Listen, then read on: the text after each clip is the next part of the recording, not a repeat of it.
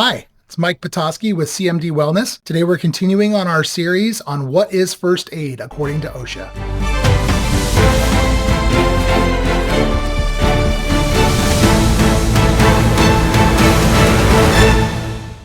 Subsection N of 1904.7 says drinking fluids for relief of heat stress. Our body cools itself through evaporative cooling. As we sweat, that sweat on our skin absorbs heat from our bodies, and then it evaporates into the atmosphere and it carries that heat away from our bodies into the atmosphere. That's how we cool ourselves down. So at that point, we are allowed to give oral fluids by mouth to that patient for relief of heat stress. Let's talk about that really quickly. I am not a huge fan of electrolytes in terms of just lots and lots and lots of them. Our body needs electrolytes, no doubt about it, but just like with anything else, we can definitely overdo the Gatorade. Our body has a narrow range of electrolytes, and if we go too low, that's dangerous, but if we go too high, that can be just as, if not more dangerous. I like to give my electrolytes in a 2-to-1 ratio. So if I have a bottle of Gatorade, I'll let them drink that, and then turn around and fill it up twice over with water and have them drink 2 bottles of water behind that. If I give them nothing but electrolytes, we can run into some major serious risks. I actually did have a patient one time who was working up on top of a roof in Texas in summer. Very, very, very hot. He didn't drink any water, but he actually consumed 4 electrolyte popsicles. And if you go and look at the labels on those, they're exceedingly high in potassium and salt. At the end of this guy's shift, he started feeling very poorly. Obviously, he was hot and dehydrated, but then he had all this extra potassium in his bloodstream. And by the time we got him to the clinic and actually looked at his heart, he was having some really significant heart dysrhythmias because of this elevated potassium. So again, if we're doing nothing but electrolytes, we can cause a lot of harm and injury versus just giving them some good old-fashioned water in between the electrolytes. Now, this brings up one other interesting point that I hear from safety officers a lot. Why can't we do IVs? So if you figure that an IV is intravenous, we're actually introducing fluids by going around the mouth, the stomach, the intestines. We're just putting it straight in the vein. Can it be done? Yes, it absolutely can be. However, to insert an IV and to administer IV fluids requires advanced training, advanced equipment, and advanced licensure. That has to be from a prescription or a standing order from a provider. So at that point, as soon as we introduce an IV, we have now crossed the threshold from first aid into medical treatment. So for all of you safety folks out there, pay attention to your people, keep an eye on them, especially in the middle of summer, especially if you're in high humid environments where we have a high heat index. And if they start showing signs of heat stress, fatigue, nausea, vomiting, dizziness, weakness, any of those types of things, shut it down, stop their work, get them to a cool spot, bring them to medical if we need to, and we'll start hydrating them and getting them where we need to go. Try to catch it early and we can turn them around.